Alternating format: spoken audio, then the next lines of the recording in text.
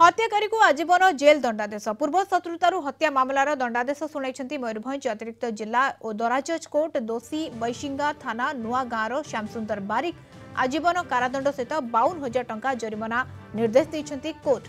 श्यामसुंदर एवं मृतक राधाकृष्ण बारिक मध्य पूर्व शत्रुता रही जहां उभयंकर मध्य झगड़ा होता।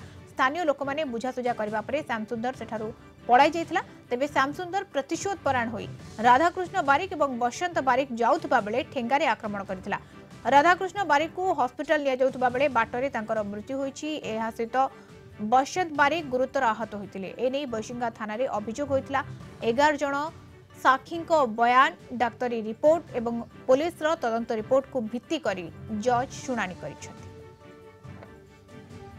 आसामी श्यामसुंदर बारिक विरुद्ध रे आजीवन कारादंड 302 दफार आजीवन कारादंड 50,000 टंका फाइन एवं 324 रे 2,000 टंका फाइन अनादेय 50,000 टंका अनादेय 6 मास एवं 2,000 टंका अनादेय 3 मास दंड भोग करेंगे। आजीवन मान से जीवन सारा मृत्यु कला पर्यंत आजीवन दंड दंडित कर।